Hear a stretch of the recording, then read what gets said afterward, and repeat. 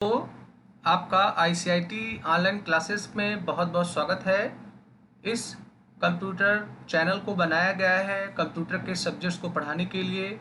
इसमें आपको कंप्यूटर के बहुत ही इम्पोर्टेंट सब्जेक्ट्स को, ज़्यादा यूज में आने वाले सब्जेक्ट्स को आसान हिंदी भाषा में उदाहरण के साथ पढ़ाया जाएगा। मैं संतोष कुमार गुप्ता आपका स्वागत करता हूँ।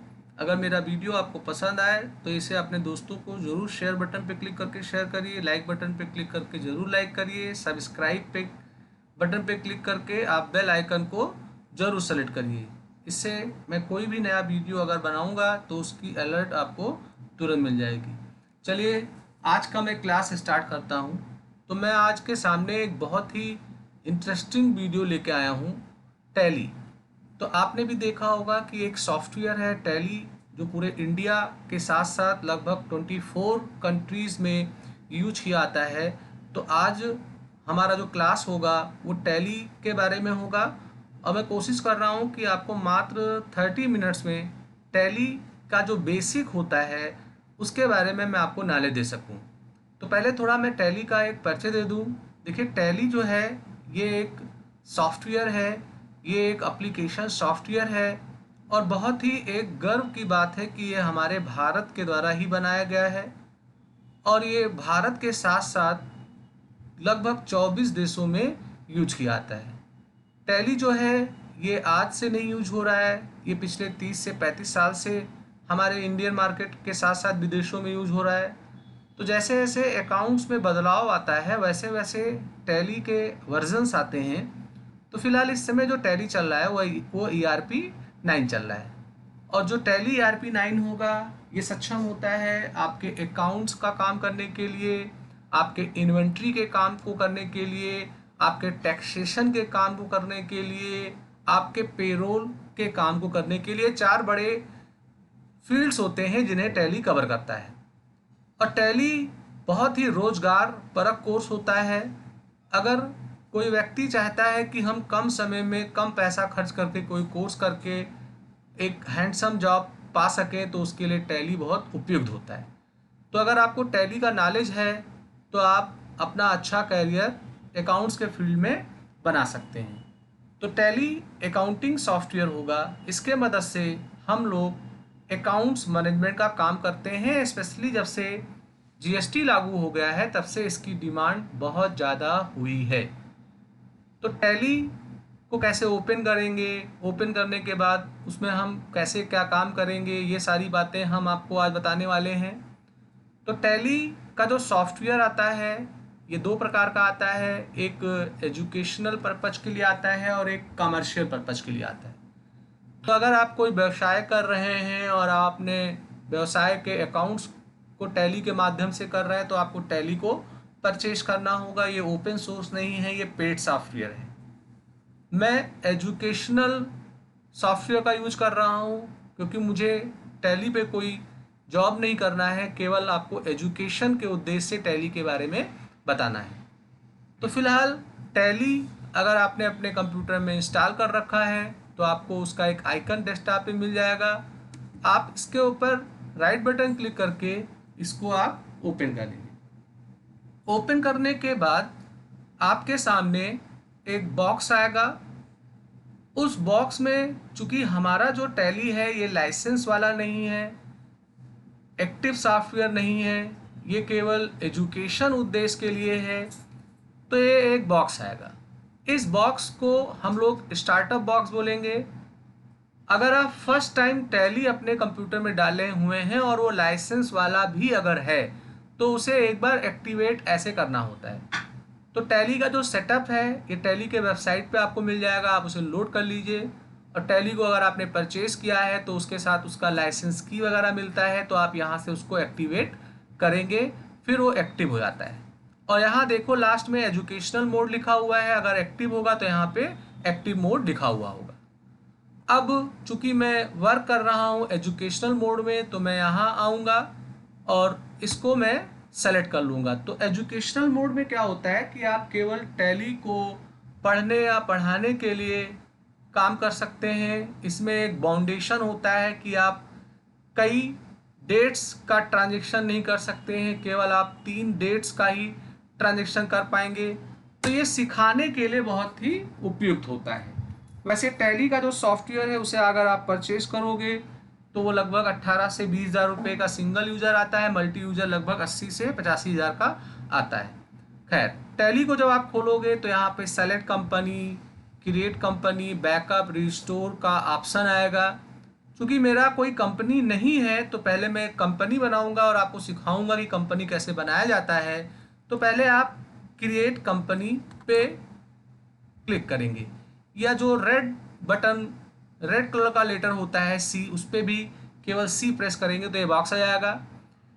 ये इसका बाई डिफ़ॉल्ट एक डायरेक्टरी दिख रहा है। डायरेक्टरी का मतलब जो टैली में आप डेटा डेली यूज करोगे उन डेटा का एक बैकअप एक फोल्डर में होता है। तो ये एक डिफ़ॉल्ट लोकेशन है। इस लोकेशन को आप यहाँ से चेंज करके अपना कोई दूसरा फोल्डर बता सकते हैं। यहाँ आपको अपने कंपनी का नाम लिखना होगा। जैसे मान लेते हैं मेरी कंपनी का नाम AAA कंप्यूटर करके है, तो मैंने अपने कंपनी का नाम जो भी है मैं यहाँ डाल दूँगा। फिर आपको अपने कंपनी का मेलिंग एड्रेस देना होता है। तो जो आपके कंपनी का एड्रेस होगा मेलिंग वाला, वो आप यहाँ पे लिखेंगे। और ये एड्रेस का डिटेल थोड़ा जेन्युइन देना सही रहता है, क्योंकि टैली के जरिए जो तमाम रिपोर्ट्स निकलेंगे, जैसे बैलेंस शीट है, प्रॉफिट लॉस है, ट्रायल बैलेंस है, या हमारा जो जीएसटी के रिपोर्ट्स होते हैं, तो ये सारे एड्रेस अगर आपने सही रखे हैं तो वो एज इट इज़ वहाँ पे प्रिंट हो जाते हैं। तो ये मैंने अपना कंपनी का पूरा ब्यौरा एड्रेस का दे दिया है, किस कंट्री का है। यहाँ सारे कंट्री के नाम भी दिखेंगे, क्योंकि ये कई देशों में यूज होता है। फिलहाल बाय डिफ़ॉल्ट ये इंडिया है, मैंने ये ले लिया। अभी यहाँ स्टेट मांग रहा है। स्टेट, चूँकि हम उत्तर प्रदेश से बिलोंग कर रहे हैं तो हम उत्तर प्रदेश को सेलेक्ट कर लेंगे। आप जिस स्टेट से बिलोंग करते होंगे उसको लेंगे। आपको यहाँ पर पिन कोड देना होगा। आप यहाँ पे अपना फ़ोन नंबर, अपना mobile number, fax, email address, website address अगर है आपके पास तो ये आप फिल कर दीजिए। तो ये कुल मिला के यहाँ आपके कंपनी का एक प्रोफाइल आपको देना होता है। यहाँ आपको बताना होता है कि आपका जो फाइनेंशियल ईयर बिगिन होता है वो किस डेट से होगा। तो चूँकि हमारे अकाउंटिंग का रूल है कि हमारा 1 अप्रैल से हमारा नया सेशन स्टार्ट होता है, इसीलिए यहाँ पे बाय डिफ़ॉल्ट 1 अप्रैल है। और बुक कहाँ से आप लिखना प्रारंभ करेंगे वो डेट भी यहाँ दिख रहा है। अगर किसी कारण से आपको लगा कि ये डेट हमें बदलना है तो आप यहाँ पे चेंज कर सकते हैं, अदरवाइज़ यहाँ मैं इसी को ले लेता हूँ। अब आप टैली को यूज करोगे तो अगर आप चाहते हैं कि हम अपने कंपनी का एक पासवर्ड असाइन कर दें जिससे कोई अनदर पीपल उसको ना यूज कर पाए, तो यहाँ पे पासवर्ड में आपको 2 बातें बताना होता है। टैली वैलेट पासवर्ड होता है और एक सिक्योरिटी कंट्रोल पासवर्ड होता है। तो ये जो पासवर्ड होता है, इस पासवर्ड को देने से क्या होता है कि जब आप टैली में कंपनी, मान लेते हैं आपने टैली में 6-7 कंपनी बना रखे हैं, तो जब सेलेक्ट कंपनी करेंगे तो कंपनी का नाम नहीं दिखता है, वहाँ पे एक एस्ट्रिक करके आता है। इससे आपकी कंपनी को कोई आइडेंटिफाई नहीं कर पाएगा। उस उद्देश्य के लिए पासवर्ड है। फिलहाल मैं इसे इग्नोर कर देता हूँ। यहाँ अगर आप यस कर देंगे तो आपसे वो यूज़र नेम पूछेगा, पासवर्ड पूछेगा। आप यूज़र नेम एक पासवर्ड असाइन कर सकते हैं। फ़िलहाल मैं अभी पासवर्ड को इग्नोर कर रहा हूँ, अभी मैं पासवर्ड नहीं दे रहा हूँ। अगर आप देना चाहें तो दे सकते हैं। अभी यहाँ आपका करेंसी सिंबल पूछेगा, फार्मल नेम पूछेगा। तो ये कुछ फॉर्मेलिटीज़ हैं, आप इनको यहाँ से एक्सेप्ट कर लेंगे। तो जब ये सारी एंट्री हो जाएगी तो यहाँ लास्ट में जब आप आएंगे तो एक्सेप्ट का ऑप्शन आएगा। यहाँ आप एस पे क्लिक कर दीजिए तो आपकी कंपनी यहाँ पे तैयार हो जाएगी। कंपनी तैयार होने के बाद आप टैली के गेटवे ऑफ टैली, इस स्क्रीन को हम लोग बोलते हैं गेटवे ऑफ टैली। तो अगर आप देखो तो अगर कोई कंपनी आपने खोल रखा है तो उस कंपनी का ब्यौरा इधर के साइड में दिखता है।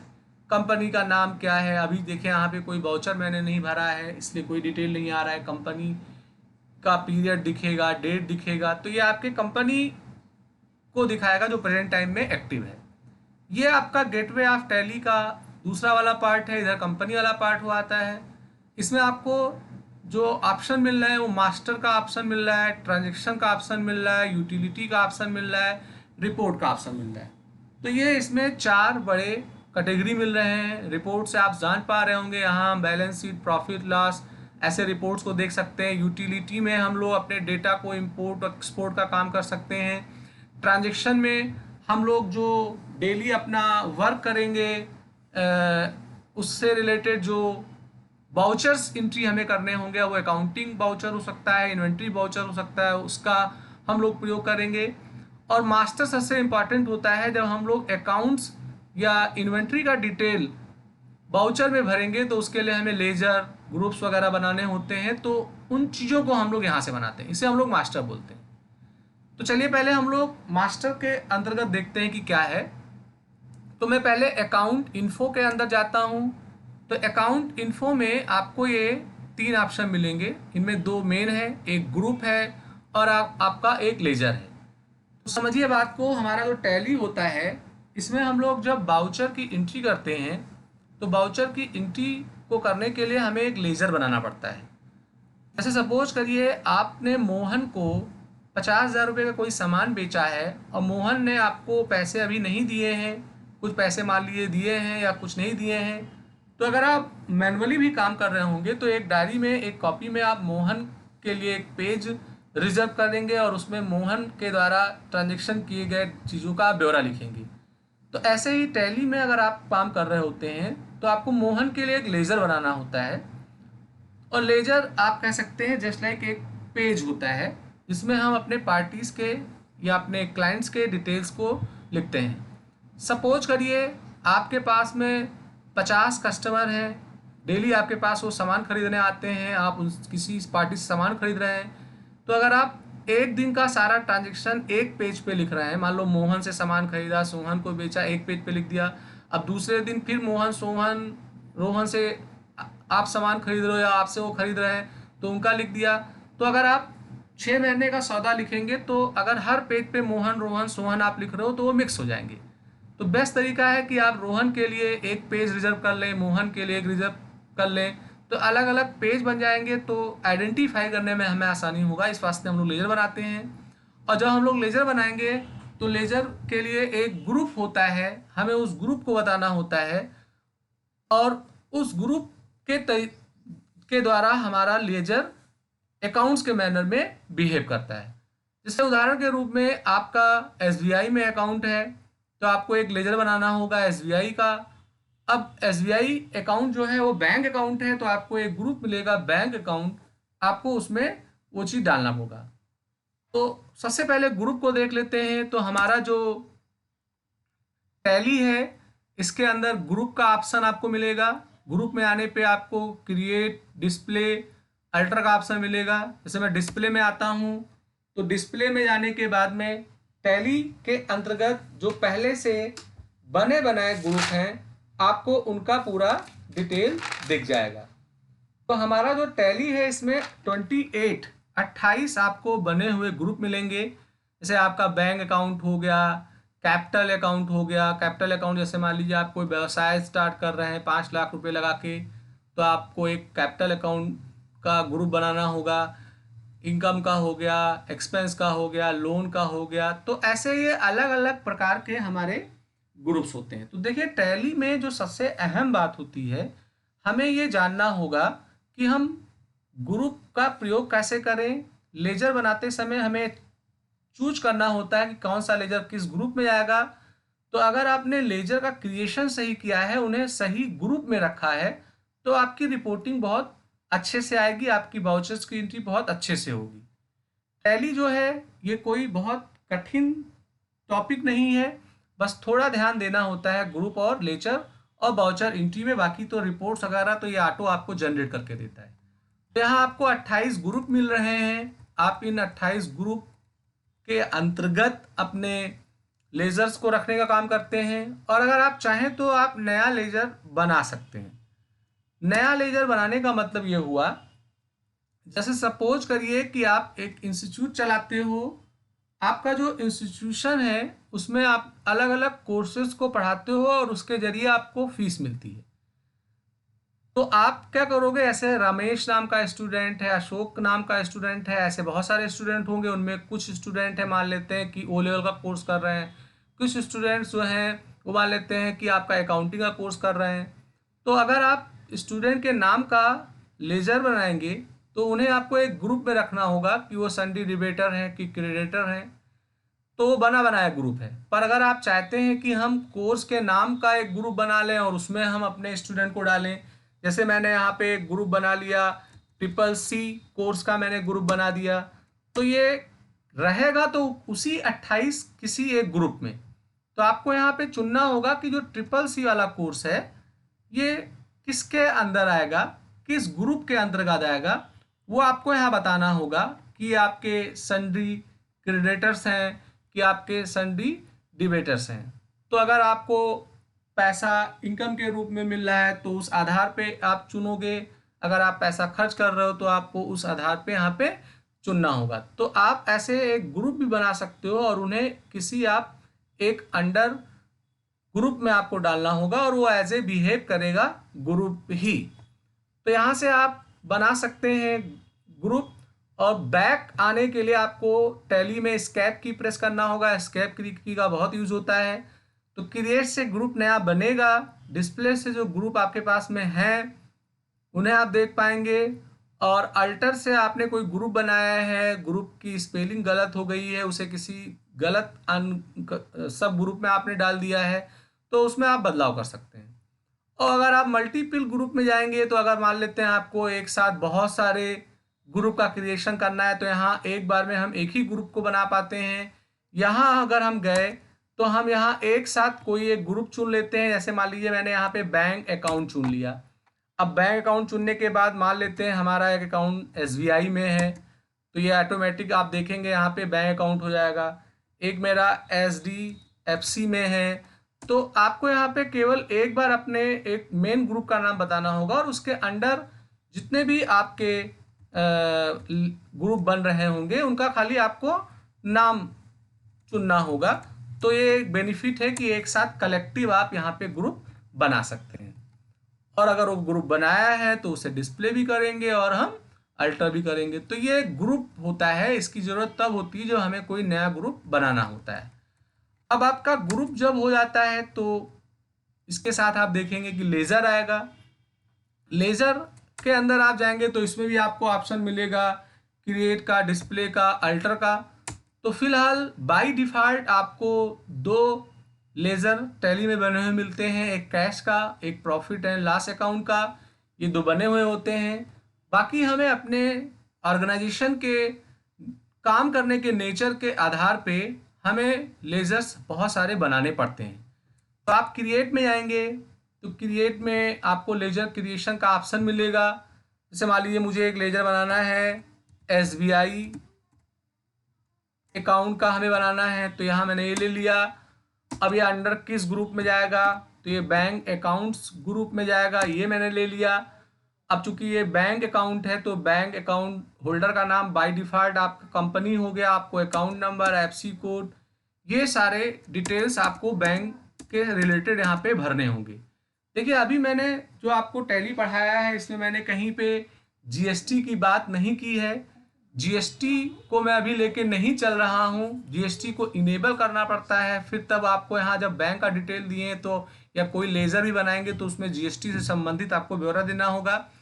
तो अभी मेरा जो वीडियो है फिलहाल आपको ये बताने के लिए है कि आप कंपनी कैसे क्रिएट करेंगे, लेजर कैसे बनाएंगे, ग्रुप कैसे बनाएंगे, विशेष तौर पे हम इसी पे बात करने वाले हैं। तो ये एक SBI का हमने अकाउंट बना लिया। तो ऐसे आपको यहाँ पे अलग अलग उद्देश्य के लिए जो आपके होंगे आपको उनका लेजर बनाना होगा। ऐसे मान लेते हैं कि कोई विनय कंप्यूटर करके हैं, विनय कंप्यूटर, ये आपकी कोई पार्टी है विनय कंप्यूटर।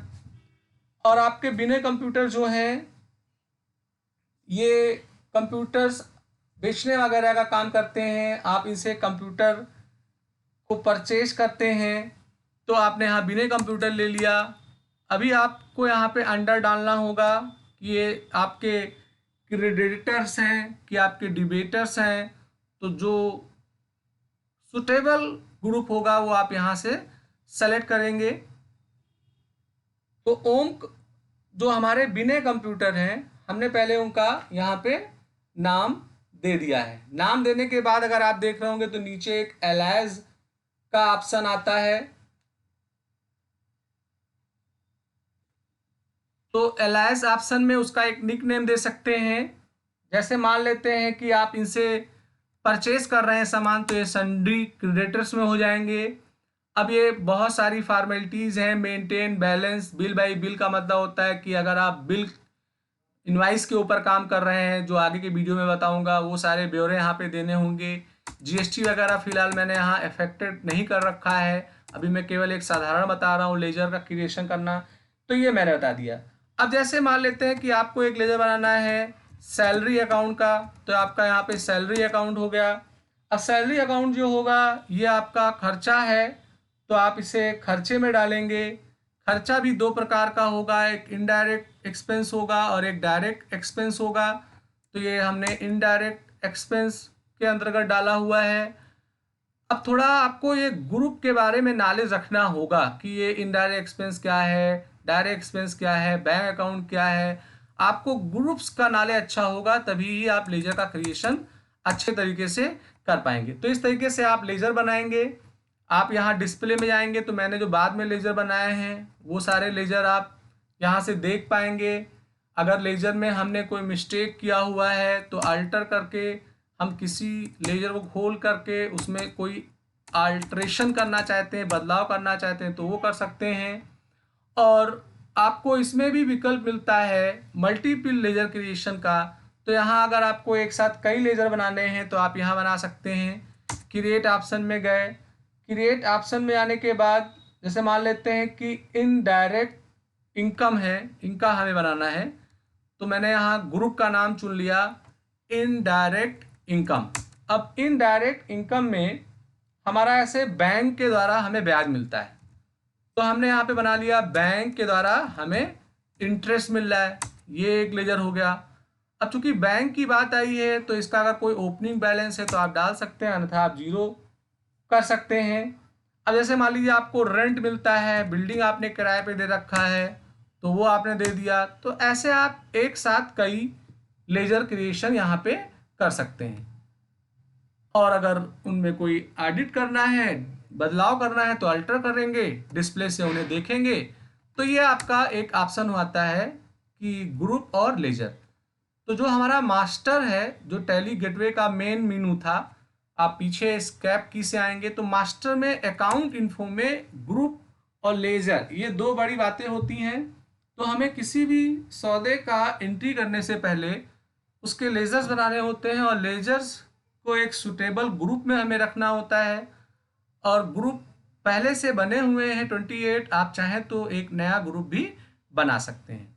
मैं आपको आगे एक कई वीडियो डालूंगा, उस वीडियो में मैं कोई एक प्रॉब्लम लूँगा और उस प्रॉब्लम के रिलेटेड उसके वाउचर्स एंट्री किए जाएंगे। ऐसे मान लेते हैं हमारा कोई मोबाइल शॉप है, हमारा मेडिकल स्टोर है, हमारा कोई इलेक्ट्रॉनिक शॉप है, हम कोई एजुकेशन सेंटर चला रहे हैं, हमारा कोई ट्रांसपोर्ट है, हमारे पास लाइब्रेरी है। तो ऐसे हम बहुत सारे प्रोजेक्ट वाइज वीडियो आपको डालेंगे, उनमें आपको मैं सिखा पाऊंगा कि कैसे इनका ग्रुप और लेजर का हमें यूज करना है। आज खाली मैं एक मीनू को ऑपरेट करने से रिलेटेड आपको वीडियो दे रहा हूँ।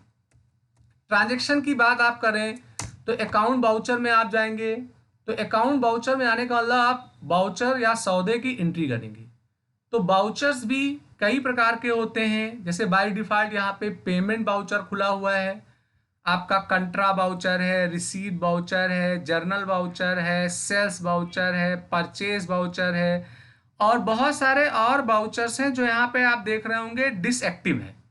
तो देखिए हमारे टैली में बहुत सारे ऑप्शंस होते हैं जो बाय डिफ़ॉल्ट ऑफ होते हैं।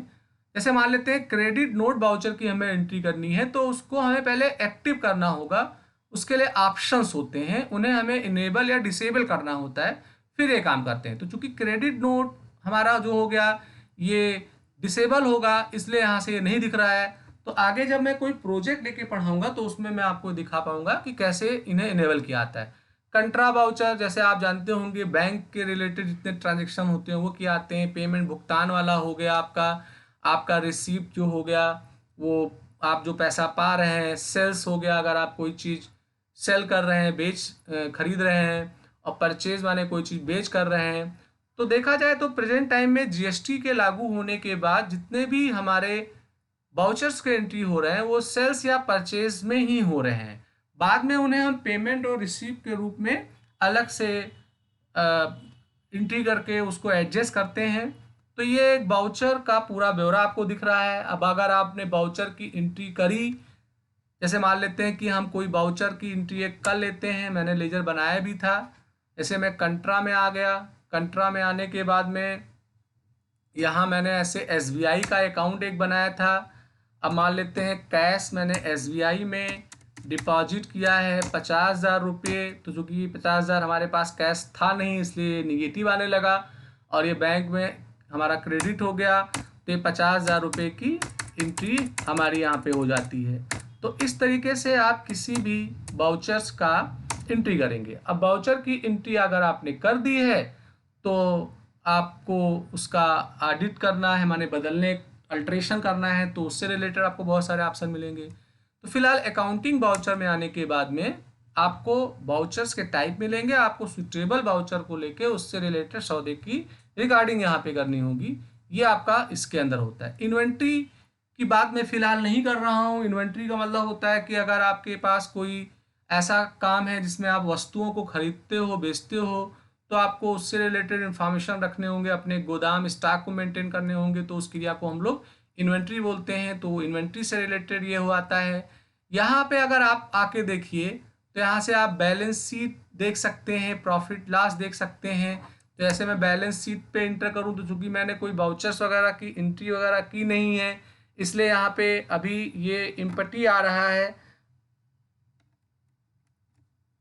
अभी मैंने केवल एक सौदा बैंक अकाउंट का लिखा था, उसी से रिलेटेड आ रहा है। तो ये आपका बैलेंस शीट दिख रहा है। आप बैलेंस शीट के बाद में यहाँ से प्रॉफिट लॉस को देख सकते हैं। अभी चूंकि यहाँ हमारे पास कोई सौदे की एंट्री नहीं है, इसलिए पूरा डिटेल हमें नहीं दिख रहा है। तो यहाँ अगर आप देखें, एक नीचे ऑप्शन मिल रहा है डिस्प्ले का। तो डिस्प्ले में आने के बाद आप अपने रिकॉर्डिंग किए हुए डेटा को देख सकते हैं। डे बुक में चले आइए, तो डे बुक में अगर आप देखेंगे तो मैंने एक वाउचर की एंट्री की थी, वो दिख रहा है। आप अगर इसको एंटर करेंगे तो ये अल्टर्ड मोड में ओपन हो जाएगा। इसमें आप कोई बदलाव करना चाहते हैं तो बदलाव भी कर सकते हैं। तो डिस्प्ले से क्या होता है कि आप अपने रिकॉर्ड किए गए एंट्रीज को देख सकते हैं। आप ट्रायल बैलेंस भी देख सकते हैं। तो यहाँ बहुत सारे डिस्प्ले के रिगार्डिंग ऑप्शन है जो आप यहाँ पे देखेंगे। तो दोस्तों ये एक वीडियो था। इस वीडियो में स्पेशली मैंने आपको ये बताया कि टैली में हम लोग कैसे या क्यों काम करते हैं। कंपनी का क्रिएशन करना मैंने बताया। मैंने मास्टर में आपको अकाउंट्स इन्फो के अंतर्गत ग्रुप के रिलेटेड इंफॉर्मेशन दिए। आपको मैंने लेजर के रिलेटेड इंफॉर्मेशन दिया। ट्रांजेक्शन से मैंने अकाउंटिंग वाउचर्स का थोड़ा जानकारी दिया। रिपोर्ट में बैलेंस शीट, प्रॉफिट लॉस कैसे देखा आता है, ये मैंने बताया। अब मैं जो अगला वीडियो डालूंगा उस वीडियो में मैं कोई एक प्रोजेक्ट लूँगा, एक कोई प्रॉब्लम लूँगा और उस प्रॉब्लम के सलूशन के लिए हमें शुरुआत से कैसे लेज़र बनाना होता है, कैसे क्या काम करना होता है, उसे आपको बताया जाएगा। फिलहाल मैं अभी जीएसटी की बात नहीं करूँगा।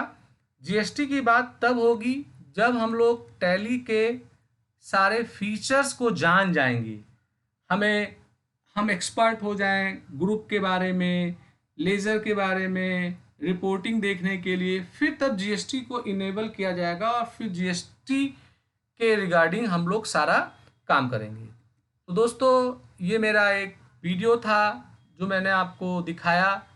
अगर मेरा वीडियो आपको पसंद आया हो तो आप इसे लाइक शेयर ज़रूर करिएगा। इसे सब्सक्राइब भी करिए, बेल आइकन को सेलेक्ट करिए, जिससे कोई नया वीडियो में बनाऊं तो उसका अलर्ट आपको तुरंत मिल जाए। इसी के साथ मैं आज का क्लास समाप्त करता हूं। नमस्कार। आज आपका दिन शुभ हो। आज जैसे ईद भी है तो सारे व्यूअर को हमारे तरफ से ईद का बहुत बहुत बधाई हो। Thank you.